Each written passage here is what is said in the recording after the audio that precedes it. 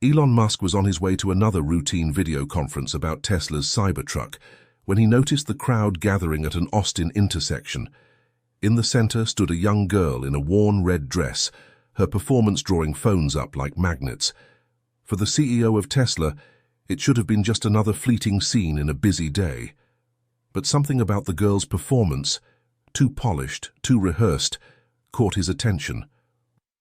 Within hours, his Cybertruck meeting would be forgotten, as he was about to uncover a hidden reality of Austin, Texas, that exists in the shadows of his gleaming tech empire. The afternoon sun blazed overhead as Elon Musk sat comfortably in the driver's seat of his Tesla new Cybertruck, its angular form a stark contrast to the more conventional vehicles surrounding it. The truck's tinted windows provided a shield from the outside world, creating a mobile office for the tech mogul as he navigated the bustling streets of the city. Elon's eyes darted between the road ahead and the screen mounted on the dashboard, where several faces peered back at him. The video conference was in full swing, a crucial meeting about the Cybertruck's development and upcoming features. As he maneuvered through traffic, Elon's voice filled the cabin, discussing the intricacies of the vehicle's design. The exoskeleton is more than just a design element, Elon clarified, his voice energetic despite the conversation's technical focus. It's integral to the truck's structural integrity, delivering durability on a whole new level. A woman with sharp features and a focused demeanor leaned closer to her camera. What about the battery range? Have there been any advancements since the previous prototype? Elon nodded, a slight smile playing on his lips. Absolutely. We've managed to squeeze out an additional 50 miles on a single charge. The team's been working overtime on battery efficiency, and it's really paying off. The conversation continued, delving into the minutiae of production schedules, marketing strategies, and potential challenges. Elon's mind was fully engaged, his responses quick and insightful, drawing on years of experience in the automotive and tech industries. As the Cybertruck rolled to a stop at a traffic light, Elon's gaze drifted from the screen to the pedestrian crossing ahead. What he saw made him do a double take, momentarily forgetting about the ongoing meeting. A small crowd had gathered on the crosswalk, their attention focused on a central figure. It was a young girl, no more than 12 or 13, wearing a vibrant red dress that stood out against the drab urban backdrop. In her hands, she held a tin can which she shook occasionally, producing a metallic rattle that carried even over the ambient noise of the city. The girl's presence was unusual enough, but what truly caught Elon's attention was the crowd's behavior. Many had their phones out, held high as if preparing to record something. There was an air of expectancy, a collective holding of breath that seemed at odds with the typical indifference of city dwellers. Elon found himself leaning forward, trying to get a better view. Was she a street performer? A beggar? The ambiguity of the situation piqued his curiosity, a puzzle presenting itself in the midst of his otherwise structured day. Elon, are you still with us? The voice from the video conference snapped him back to reality. The light had turned green, and cars behind him were starting to honk impatiently. My apologies, Elon said smoothly, pressing the accelerator and moving the Cybertruck forward. I was momentarily distracted. Where were we? As he drove on, Elon's mind kept drifting back to the scene at the crosswalk. The girl in the red dress, the expectant crowd, the mystery of it all. It nagged at him, a loose thread in the otherwise tightly woven fabric of his day. The video conference continued for another hour, with Elon contributing insights and making decisions that would shape the future of the Cybertruck project. Yet, even as he spoke about production timelines and marketing strategies, a part of his mind remained fixed on the curious tableau he had witnessed. As the meeting drew to a close, Elon found himself making a decision. Instead of heading straight back to the factory as planned, he would take a detour. He wanted to understand what had drawn that crowd's attention. It was more than mere curiosity. It was a compulsion to solve a puzzle, to understand a piece of the world that didn't quite fit into his orderly perspective. Excellent work, everyone, Elon said as the meeting concluded. I'll be in touch about the next steps. For now, I have a small errand to run. With that, he ended the call and adjusted his route. The Cybertruck's electric motor hummed quietly as he turned it around, heading back towards the intersection where he had seen the girl. As he drove, the anticipation built within him. What would he find when he returned? Would the girl still be there? And if so, what story would unfold? The unknown beckoned, a siren call that Elon, with all his experience and success, found impossible to resist. The Cybertruck's tires crunched over loose gravel as Elon pulled up to the curb near the intersection. His eyes scanned the area, searching for the vibrant red dress that had caught his attention earlier. The crowd that had gathered before was now dispersing, people drifting away in twos and threes, their curiosity apparently satisfied. And there she was. The girl in the red dress remained at her post, a solitary figure now that the crowd had dissipated. From this closer vantage point, Elon could see details he had missed before. Her dress, while eye-catching, showed signs of wear, small tears at the hem, patches of dirt that spoke of long use. The tin can in her hands, now clearly visible without the obstruction of the crowd, was filled with coins and a few crumpled bills. Elon's brow furrowed as he took in the scene. The contrast between the girl's apparently successful collection and her shabby appearance was striking.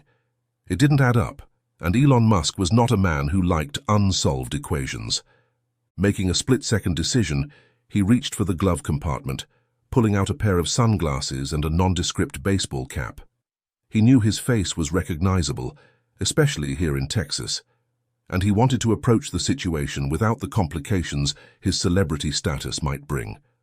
Disguised as best he could, Elon stepped out of the Cybertruck. The afternoon heat hit him immediately, a stark contrast to the climate-controlled interior of his vehicle. He approached the girl cautiously, his mind racing with questions. As he approached, the girl's eyes darted toward him, her expression a blend of caution and resignation.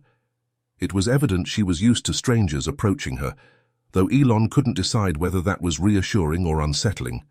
Hoping to put her at ease, he glanced around and noticed that the crowds had moved across the road, leaving the pedestrian walkway mostly empty except for a few passers-by.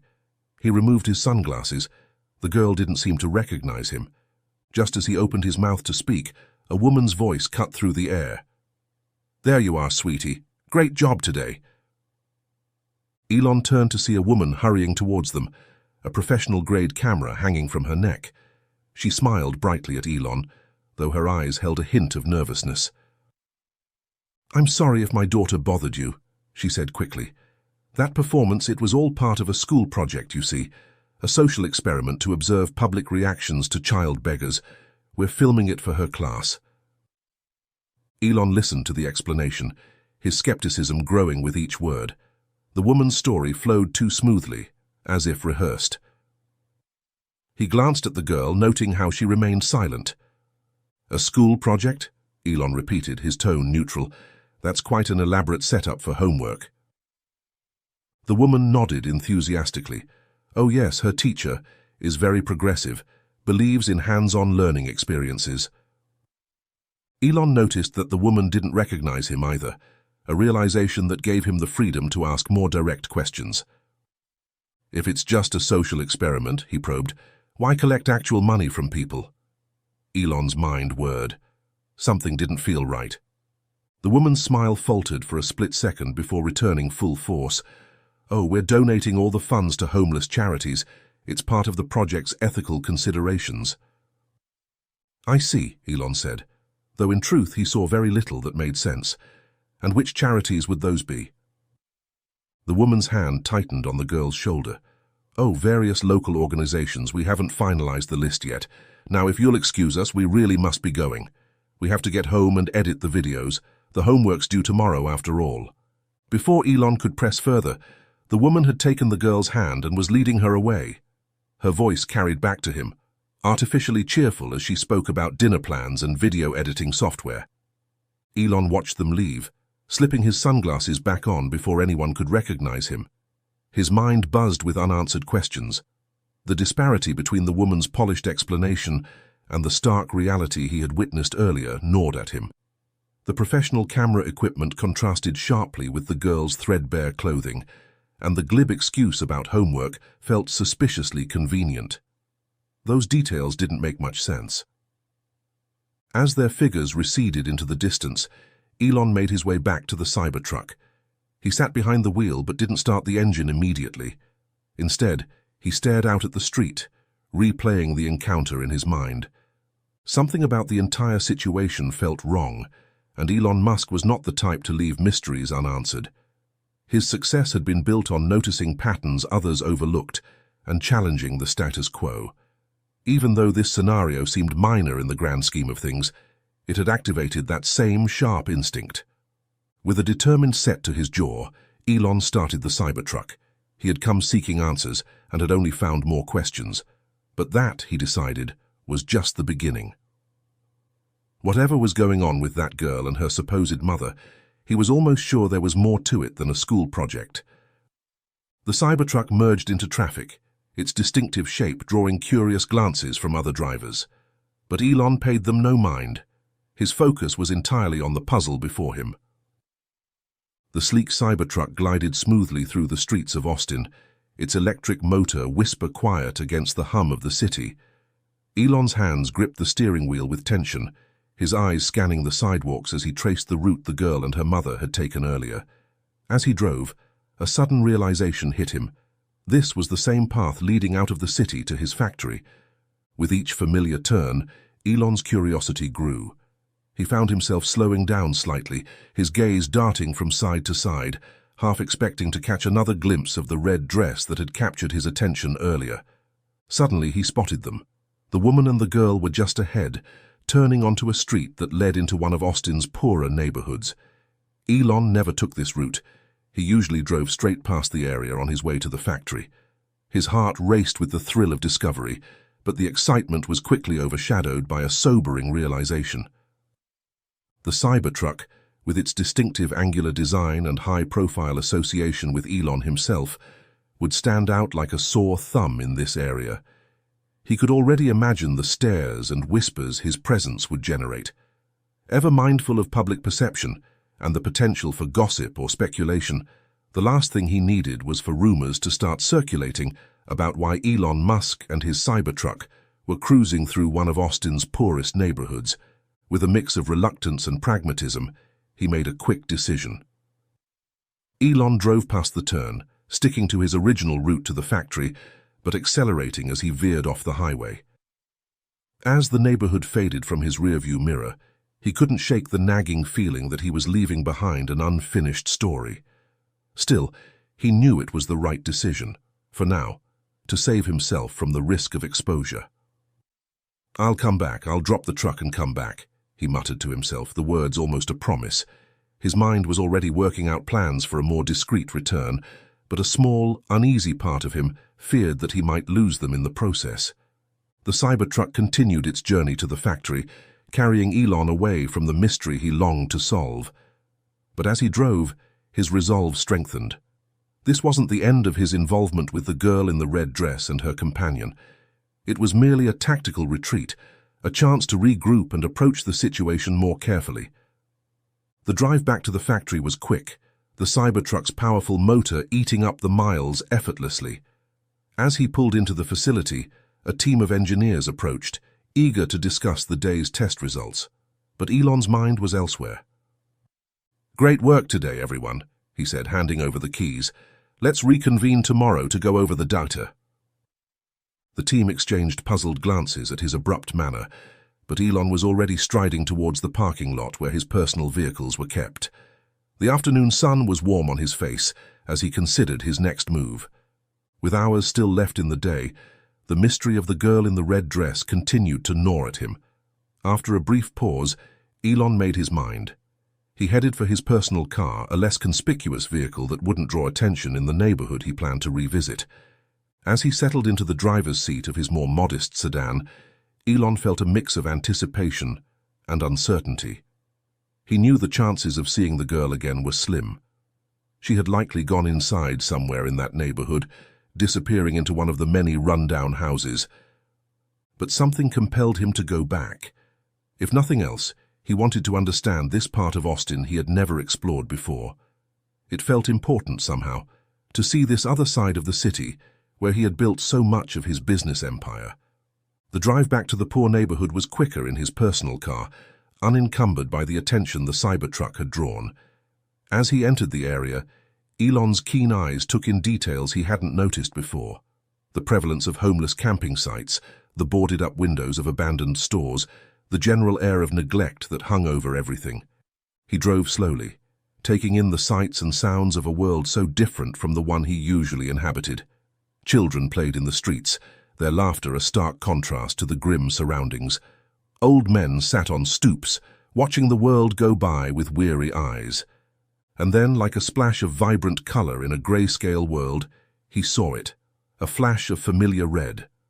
The girl from earlier was walking alone, her tin can nowhere in sight. The woman who had claimed to be her mother was conspicuously absent. Elon's heart raced as he carefully maneuvered his car to follow at a distance, but the girl, seemingly attuned to the slightest hint of pursuit, quickly noticed his presence. Her eyes widened with recognition and fear, and before Elon could even think of what to say, she took off running. What followed was a chase that Elon would remember for years to come. The girl's speed and agility were astonishing as she darted through alleyways and vaulted over fences. Elon, realizing he couldn't keep up in his car, quickly parked and set off on foot.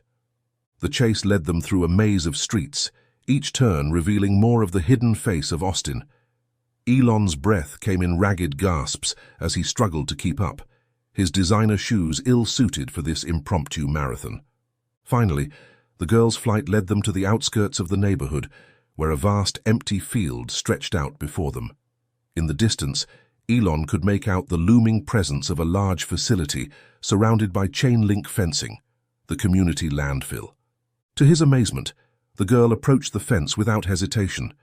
With a grace born of long practice, she quickly scaled the barrier and disappeared among the garbage containers and parked green trucks within the facility. Elon came to a stop at the fence, his chest heaving as he caught his breath. He stared at the spot where the girl had vanished, a mixture of awe and concern washing over him. The ease with which she had entered the landfill suggested this wasn't her first time seeking refuge there. Elon stood at the fence, facing a crossroads. He could walk away now and return to his world of high-tech innovation and billion-dollar deals. Or he could pursue this mystery further, potentially opening the door to a reality he had never before confronted. The choice, he realized, had already been made the moment he decided to follow the girl. With a deep breath, Elon began to circle the landfill's perimeter, searching for a way in. The girl in the red dress had led him this far, and he was determined to uncover the truth behind her story, no matter where it might lead. The community landfill loomed before Elon, a sprawling expanse of discarded remnants of urban life. The chain-link fence stretched as far as the eye could see, an imposing barrier between the outside world and whatever secrets lay within. As Elon circled the perimeter, his keen eyes scanned for any sign of movement, any hint of the girl in the red dress. The facility seemed eerily quiet. No staff or security guards were visible, though the distant rumble of machinery suggested activity on the far side of the compound. Elon realized he was at the back of the facility, away from the main operations area. He returned to the spot where he had last seen the girl disappear. The harsh sunlight beat down relentlessly, casting no shadows across the uneven ground. The landscape was bathed in bright light, reflecting the sense of uncertainty and clarity he was trying to piece together. "Hello?" Elon called out, his voice calm but carrying in the still afternoon air. "I'm not here to hurt you. I want to help."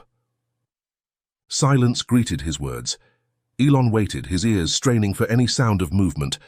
Then, after what felt like an eternity, a small voice responded from somewhere beyond the fence. "You should leave. It's not safe for you here." Elon's heart leapt at the sound. He moved closer to the fence, his eyes searching the gathering darkness. "Please," he said, "I just want to understand what's going on. Why are you here?" There was a long pause, and then a figure emerged from behind a large garbage container. It was the girl, her red dress now smudged with dirt, her face a mixture of wariness and curiosity as she regarded Elon through the fence. "I live here," she said simply, her voice carrying a weariness beyond her years. Elon's mind reeled at her words. He crouched slightly to meet Kelly's gaze, his tone gentle but probing. Live here? In the landfill? But what about the woman from earlier? She said she was your mother. The girl's face hardened at the mention of the woman. She's not my mother, she spat. My real mom died months ago. That woman, she just pays me to act in her videos. Videos? Elon pressed, feeling like he was finally getting closer to the truth. What kind of videos? The girl, Kelly, as she finally introduced herself, explained that she didn't understand what the video was for, but she knew the woman paid her to act as a beggar on the street, with staged scenes and carefully crafted stories designed to tug at viewers' heartstrings. Elon's expression softened as he absorbed her words. And you go along with it because, he prompted gently. Kelly straightened her posture, a flash of defiance in her eyes. Because I need the money for school. Elon's brow furrowed. School, but I thought... He trailed off, remembering the woman's story about the social experiment being a school project. Her posture stiffened and her tone turned evasive. Does it matter? Why are you questioning me? She said, clearly trying to end the line of questioning. Sensing her discomfort and potential hunger, Elon decided to shift gears. Okay, I'm sorry for scaring you, he said, glancing toward the street.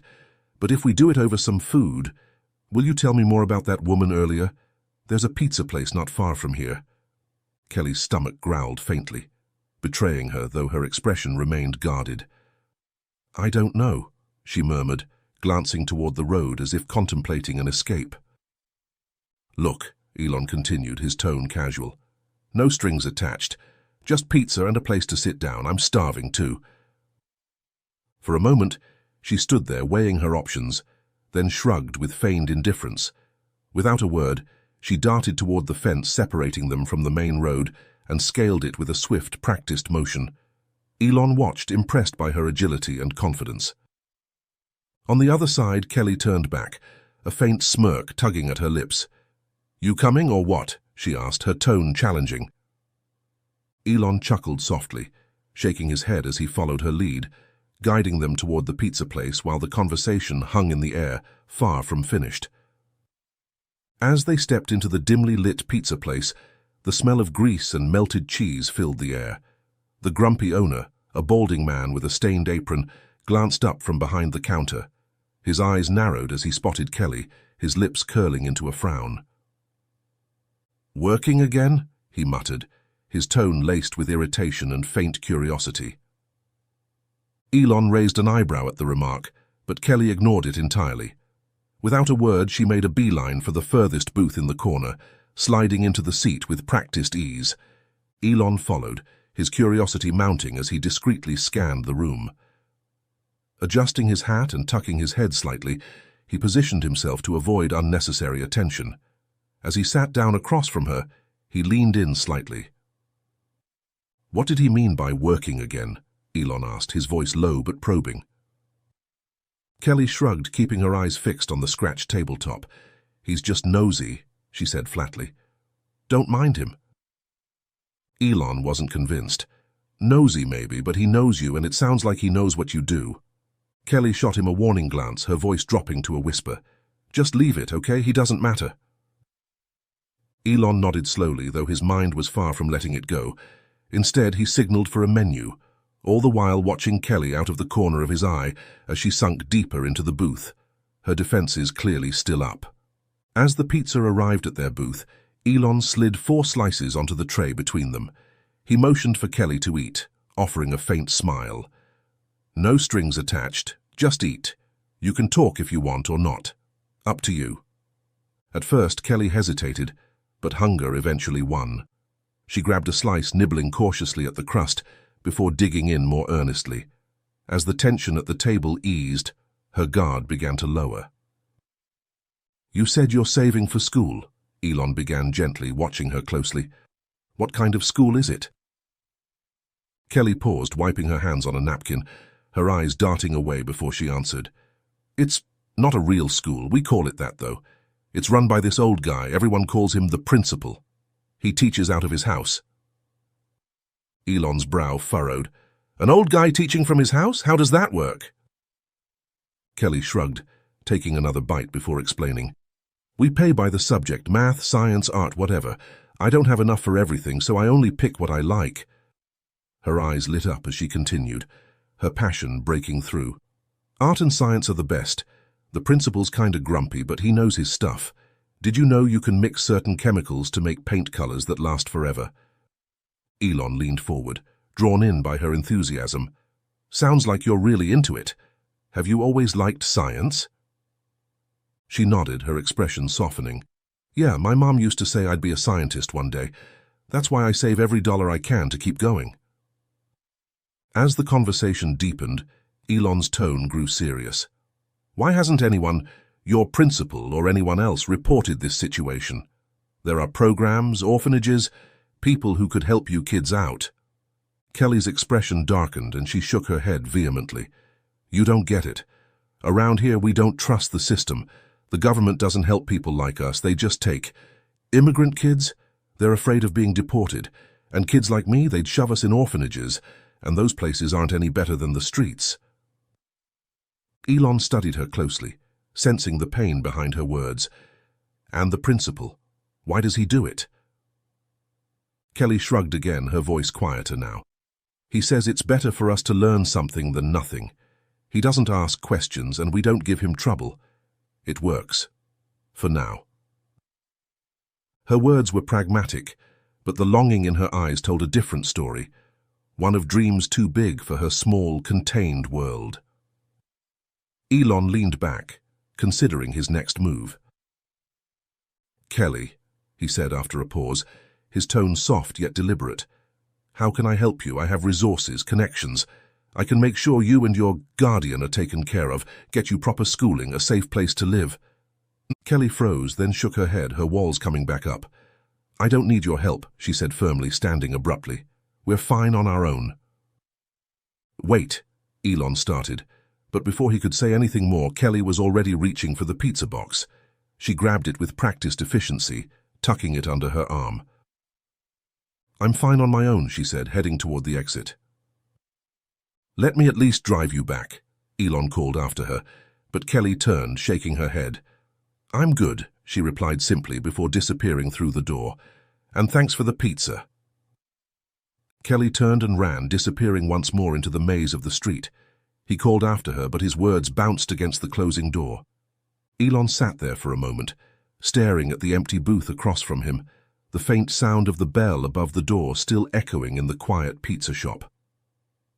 As Kelly disappeared out the door with the pizza box, Elon remained seated, momentarily lost in thought. The pizza place owner, still behind the counter, exchanged a glance with the door, then turned to look at Elon. With a gruff voice, he remarked, "That's one tough little girl. She's not like the others." Elon tilted his head, curious. "You've known her for a while?" The owner snorted softly, pulling a towel from his apron pocket and wiping his hands.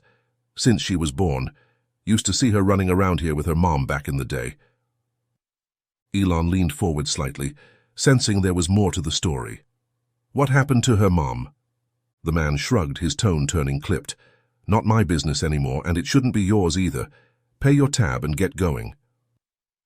Realizing he wasn't going to get any more information, Elon sighed and reached for his wallet in his pocket to settle the bill. He nodded politely as he left, the man's words echoing in his mind. Outside, the evening light was fading, casting long shadows over the narrow streets. Elon climbed into his car and hesitated before starting the engine. The drive back to his residence in Boca Chica would take nearly 5 hours, and the day was already winding down. He glanced back toward the direction Kelly had disappeared, the girl's sharp eyes and guarded words still weighing on him. Practicality and concern battled in his mind before he made his decision. Instead of heading south, he searched for a local hotel that was not too far from the neighborhood. It wasn't just the convenience of avoiding a late-night drive. It was the nagging feeling that Kelly's story wasn't over, and staying close might give him another chance to figure out how to help. Pulling into the hotel lot, Elon parked, grabbed his bag, and headed to reception. The elderly woman behind the desk smiled warmly as he approached, and his heart sank as recognition flickered in her eyes, despite his cap and sunglasses. He hadn't brought security, hoping to stay anonymous until his departure tomorrow. The woman, though discreet, couldn't hide her excitement at having a celebrity billionaire tech mogul checking into her small local hotel as she processed his check-in. Resigned to being recognized, he quickly texted his head of security his location for the night. In his room, Elon found rest elusive. Only now did the full weight of his derailed day hit him. His calendar had been packed with crucial meetings, decisions waiting for his input, people counting on him. But he couldn't bring himself to check his phone and face the chaos he'd left in his wake. The thought made him wince, yet seeing Kelly disappear into that landfill kept replaying in his mind, haunting him. Despite the mounting professional consequences, he knew he'd made the right choice. The woman's story claiming to be her mother, and the video for the social experiment for school, now seemed not just implausible, but insulting in light of what he had learned. Unable to rest, Elon reached for his laptop. He opened YouTube and began searching for videos featuring child beggars in social experiments. It took some digging, 3 pages of results, before he finally spotted a familiar sight. There, in a thumbnail image, was Kelly in her red dress, standing at the same pedestrian crossing where he had first seen her. The video was 15 minutes long, and as Elon watched, he felt a growing sense of unease. Kelly's performance was remarkable, too remarkable for a child her age. She delivered a carefully crafted monologue, her eyes wide and imploring, as she told a heart-wrenching story of family tragedy and desperate need. Elon found himself both impressed by Kelly's talent and deeply troubled by its exploitation. The comments section was a mixed bag. Some viewers expressed concern about child labor and the ethics of the situation, while others defended it as a harmless experiment, school project, or family activity. The video ended with a note claiming all collected money would go to charity, but Elon noted the conspicuous absence of any footage showing these supposed donations. Remembering Kelly's explanation about using the money for her classes with the principal, he realized the ugly truth.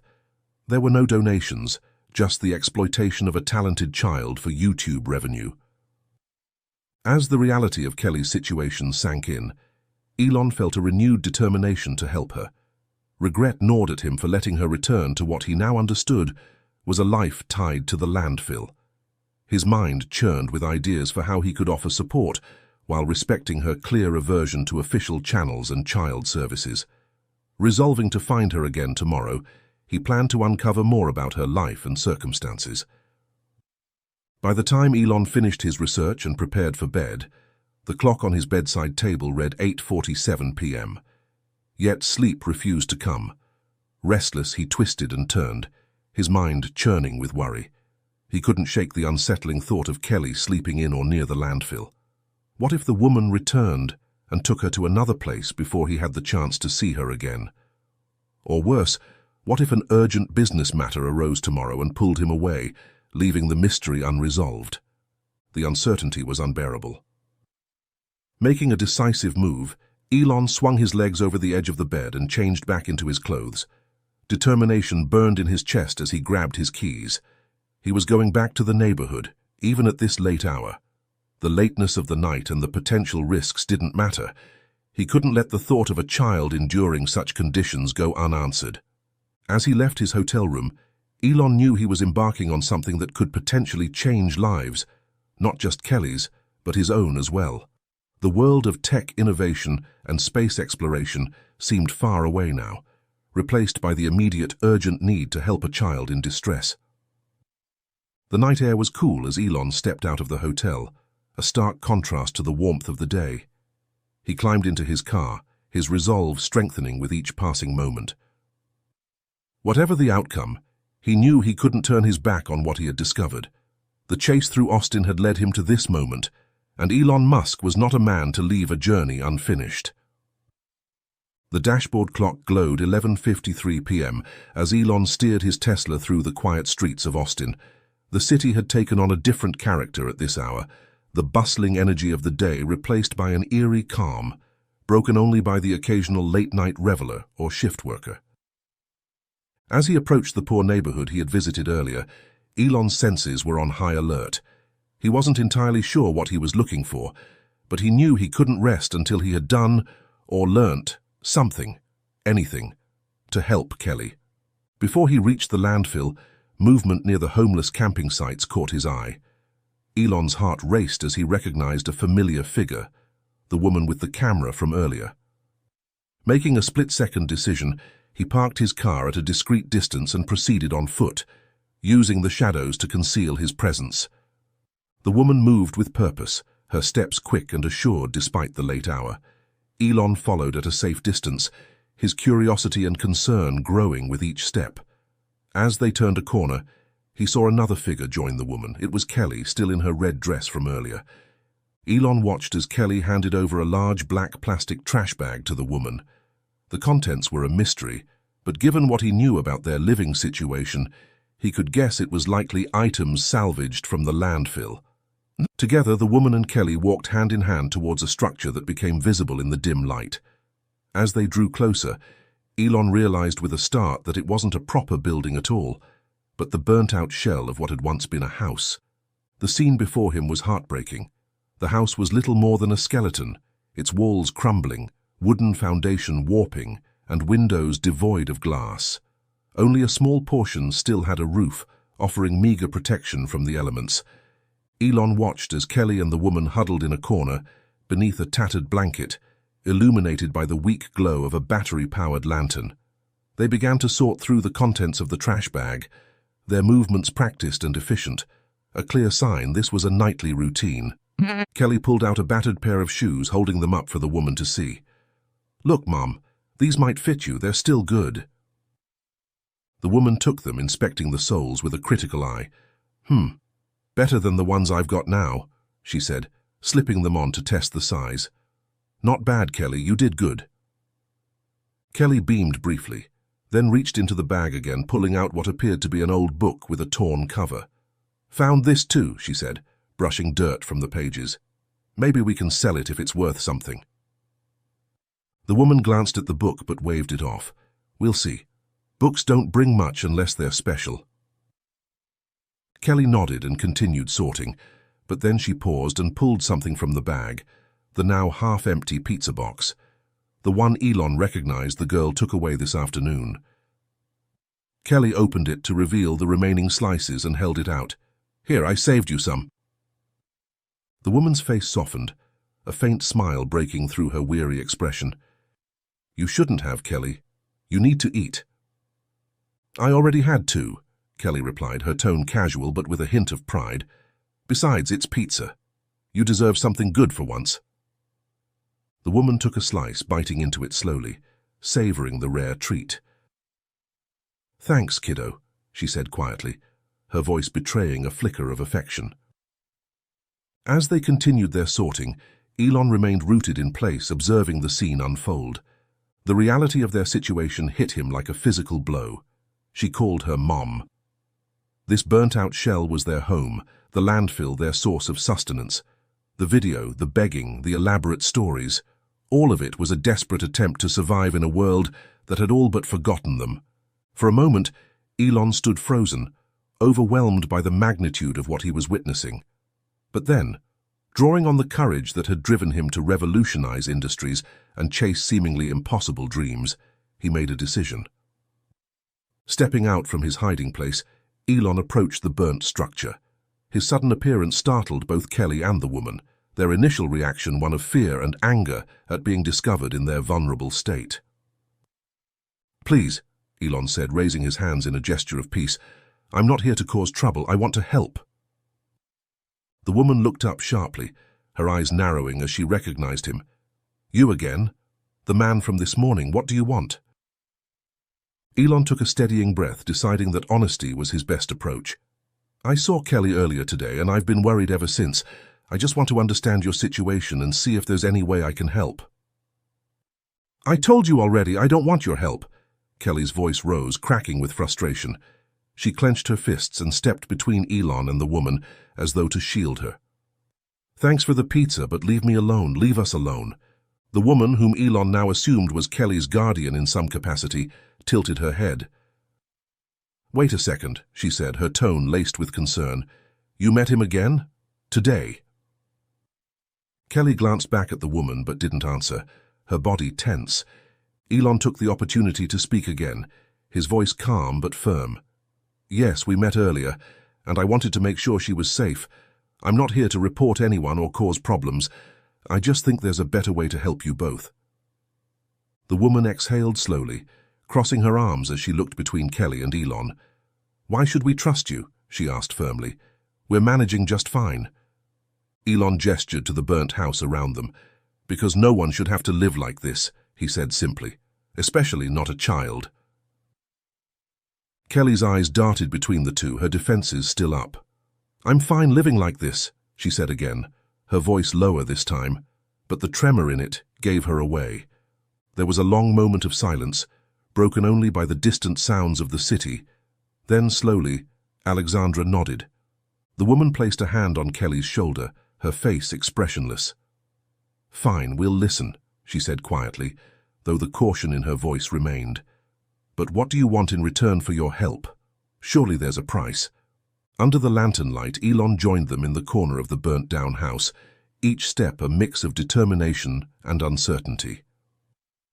Elon took a deep breath, his gaze fixed on the charred remains of the structure before him. The place, once a home, was now little more than a collapsed skeleton of its former self. Walls caved in, debris scattered, the smoke-scarred remnants of what used to be a sanctuary. "I don't need anything from you," Elon said. He shook his head, his voice steady and sincere. "I'm not asking for payment or anything in return. All I want is for you to tell me your story. Honestly, truthfully. I want to understand what you're going through so I can help in a way that actually makes a difference. That's all." The woman hesitated, her sharp eyes scanning him, and Kelly's guarded stance didn't loosen either. But after a long pause, a tiny flicker of trust seemed to seep into the woman's expression, though she remained tense. "My name's Alexandra. I'm Kelly's birth mother. This used to be our home," she said, gesturing toward the ruins behind them. "Before the fire, it took everything. My husband didn't make it out. It's just been Kelly and me since then." The words landed heavily between them. Elon's chest tightened as he absorbed the raw grief in her voice. "I'm sorry for lying to you, sir," Kelly said. "She's truly my mum, but we don't always tell people that. For a long time, we've spun stories about our relationship depending on the circumstances, told people we're not related, that she's just my employer. Sometimes Mum said that I'm her daughter. It's safer that way." Elon blinked, trying to process this new detail.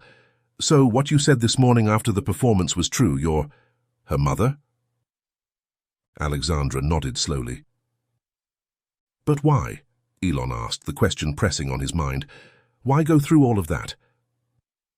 Alexandra's face grew serious. Because people don't understand, they get curious, and when they do, they start poking around. When they see how things really are, child services, the police, they would come and they'd separate us. We can't risk it. They'd take her away.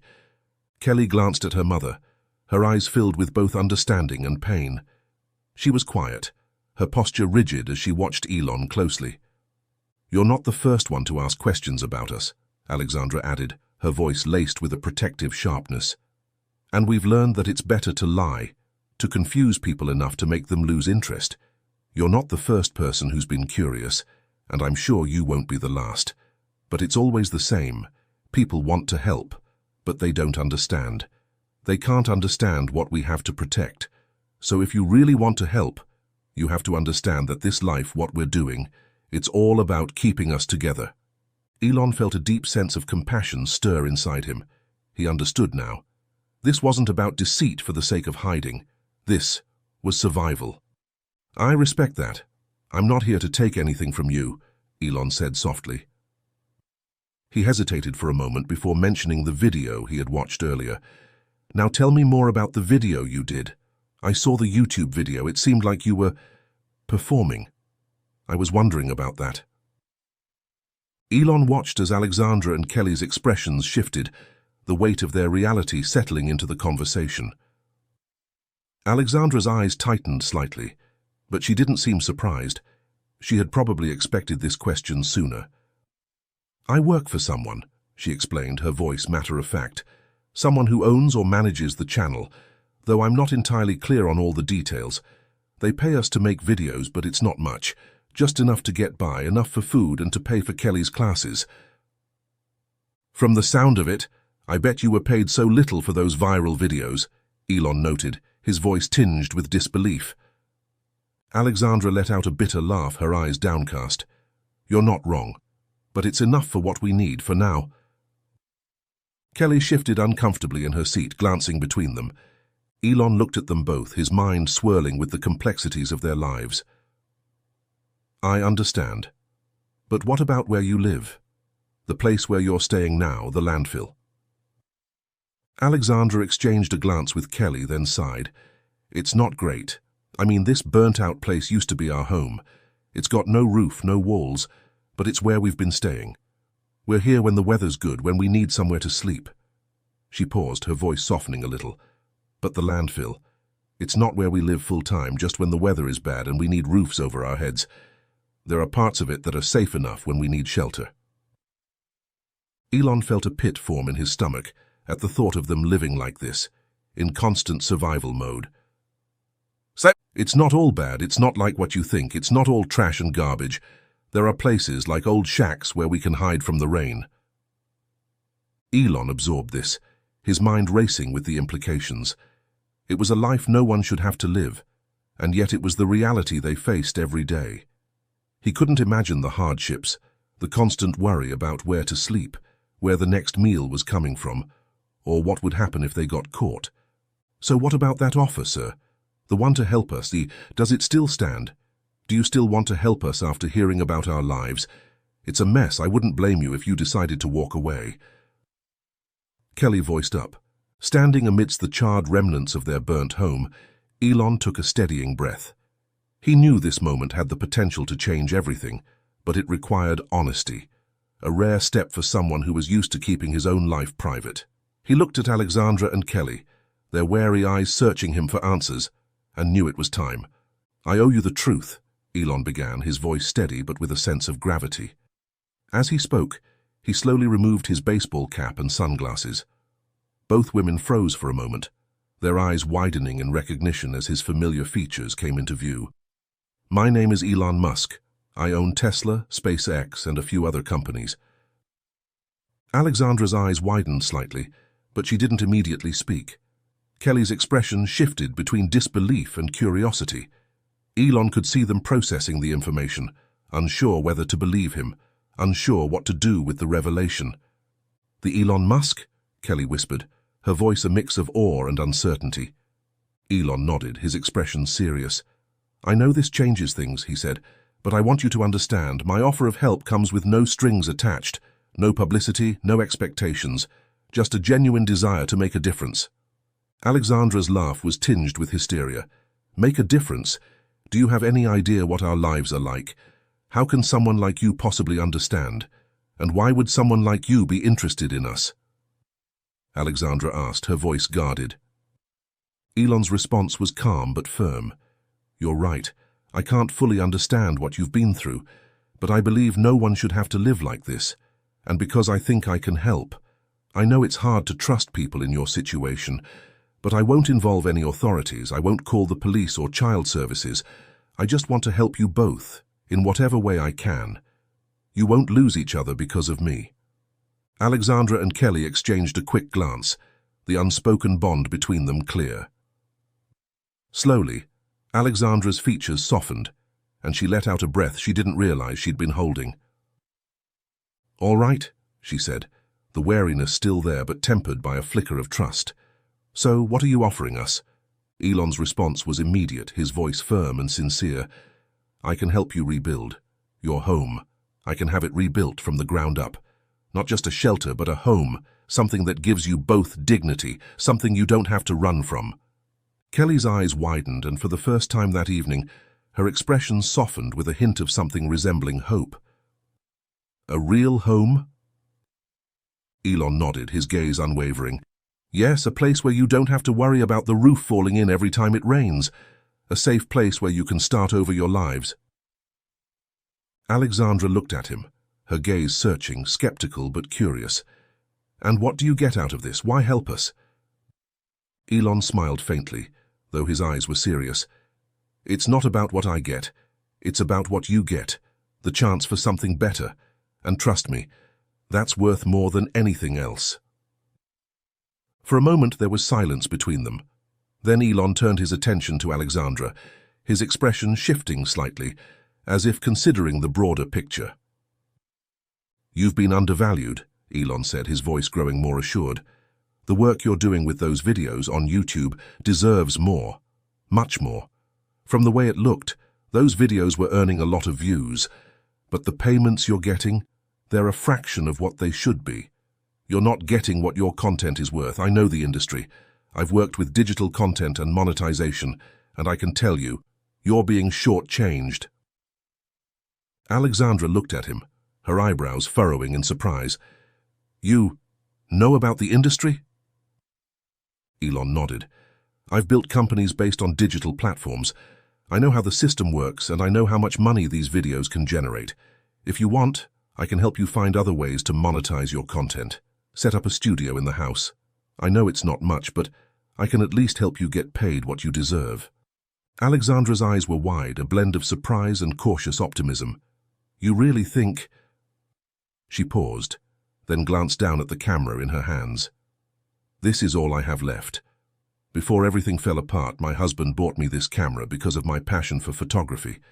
But after everything, I had to sell it to the man who hires me. But I can still use it to work for him." "So I know just from watching your content. You have the talent, Alexandra," Elon said, a small, reassuring smile tugging at his lips. "Have you ever thought about building your own home studio, creating content independently? With your skills, I believe you could make a legitimate career out of this, the kind of career where you're in control. You don't have to rely on anyone else or work for scraps. I can help you get there. Build a studio in the house, equip you, connect you with the right people, and guide you through it." Alexandra began to open up more, her voice becoming more reflective as she spoke about her past. "Before everything happened, I had dreams, you know. I wanted to be a video producer, help make films. I used to work with my husband on some projects. He had a vision and we were building something. But the fire, it destroyed everything. My husband's debt took away all the progress we made, and now everything I thought I could do is gone." Elon listened intently, his expression softening with empathy. "I understand. It's devastating when your dreams get taken away from you, especially when you had something good going. But I believe you can get back to that place. You have the skills, the creativity. I can help you find ways to reignite your passion for video production, and with the right resources, you can start from where you left off, or even go further." Turning his attention to Kelly, Elon smiled, his eyes softening. "And Kelly, I've been thinking about you too. You mentioned loving science. Did you know I'm working on projects to send humans to Mars, to revolutionize sustainable energy?" Kelly nodded slowly, her eyes lighting up despite her wariness. "I've read about it," she admitted. "In old magazines I found—" "In the landfill," Elon finished gently. "You have a natural curiosity and talent, especially in science and art. I can help you get the education you deserve, one that goes beyond what the principal can offer. I could help you connect with educators, scientists, and even professionals who could mentor you." Kelly looked at him with a mixture of awe and disbelief. "You really think I could do that? Get a proper education? I don't know if it's possible for someone like me." "It's not just possible, Kelly," Elon replied earnestly. "It's entirely within reach. I've seen it happen time and time again.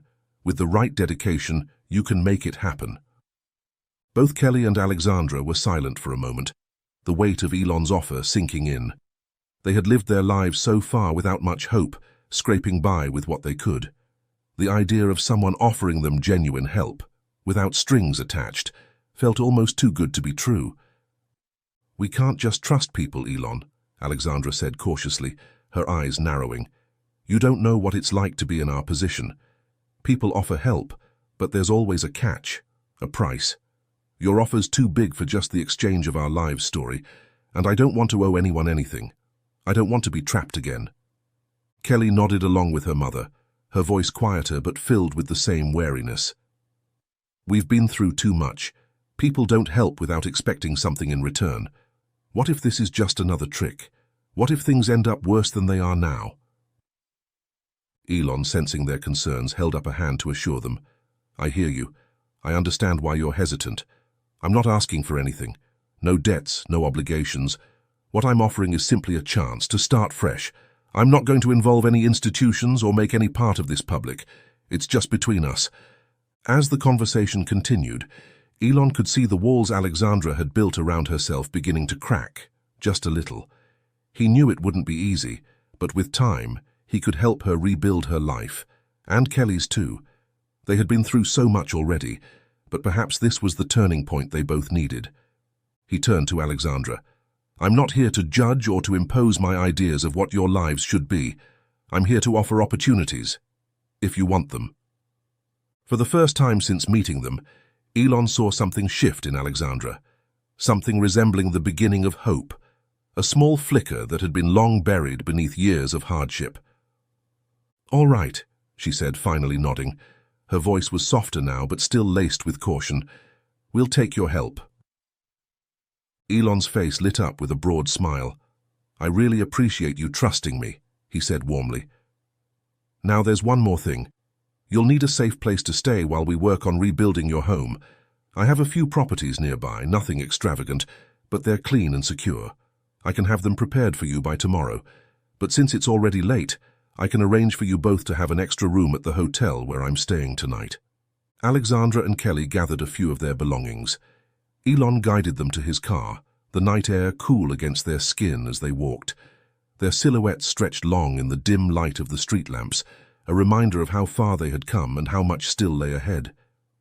Elon spoke quietly as they got into the car, telling them about the plan for the night. Their few meager belongings fit easily into the back of the car, a sharp contrast to what they had lost, and how little they had left. Kelly didn't say much, her face tired but curious, while Alexandra nodded, appreciating the calm assurance Elon provided.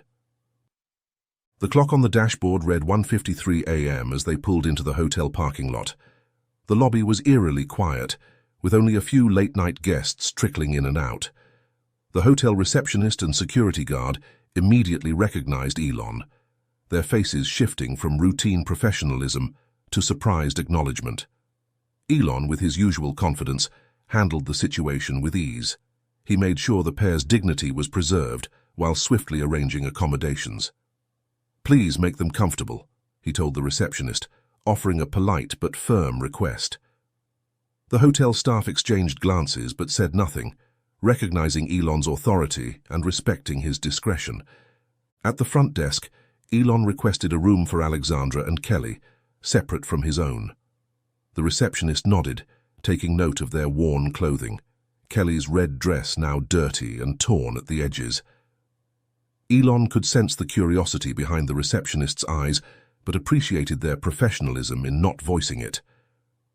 As the receptionist handed over the room keys, Elon smiled and made sure to thank them for their prompt service. Despite the late hour, everything was handled smoothly with no questions asked. Elon escorted Alexandra and Kelly down the hotel corridor, the plush carpet beneath their feet a sharp contrast to the bare, soot-streaked floors they had known just hours earlier. As they walked to their room, Elon spoke calmly, his voice steady. Tomorrow morning I'll start the process of getting you into one of my properties temporarily. While you're there, we'll start work on rebuilding your house. I'll take care of everything. No need for you to worry about the details. We'll make sure it's done quickly and properly, and I'll make sure your privacy is respected the whole time. His tone was reassuring. His words not just promises, but commitments. Something tangible they could hold on to. At the door of their hotel room, Alexandra and Kelly paused for a moment, the weight of the day finally catching up with them. They exchanged a few quiet words with Elon, their faces a mix of disbelief and exhaustion. Thank you, Alexandra said, her voice soft but full of gratitude. Kelly nodded silently, her eyes still wide from the whirlwind of events that had unfolded in such a short time. The reality of their new circumstances, sleeping in a real bed away from the dirt and the elements, began to settle over them. For the first time in a long while they felt safe. The door to their room clicked open, revealing a comfortable, well-appointed space, a far cry from the burnt-out shell they had been living in. Kelly's eyes widened slightly at the sight of the clean sheets and soft bed. Alexandra took in the surroundings, her face softening with relief and gratitude. "I'll see you in the morning," Elon replied, his tone reassuring but gentle. He gave them one last look before stepping back, allowing them the privacy to absorb everything. The door closed softly behind them. Elon stood for a moment in the quiet hallway, watching the door close, his thoughts lingering on the two women inside. They had gone from a life of survival to a place of relative safety, a significant shift that he could only hope would be the first step toward a more stable future. The weight of his commitment to them settled on his shoulders, but it was a responsibility he had already accepted. His promise to help them rebuild their lives was not just an empty gesture, it was now a path he had to walk alongside them. As Elon walked back toward his own room, his mind was already running through the next steps. The logistics of the following day were already clear in his head. Coordinating the construction of a new home for them, finding a school for Kelly where she could properly pursue her scientific interests, and connecting Alexandra with professionals who could help her create content and develop a legitimate career in video production. Elon knew it would take time, but he felt a deep sense of purpose in the plan he had set in motion. Before entering his room, Elon paused at the door, his mind filled with a quiet determination. He was committed to seeing this through, not just providing them with temporary relief, but helping them build the kind of sustainable future they deserved. He would ensure that both Kelly and Alexandra had the tools, resources, and opportunities to create lives independent of the hardships that had defined them for so long. With a final glance toward the room where they rested, Elon made a silent vow to himself. He would follow through on his promises, no matter the obstacles. He would see them not only survive, but thrive.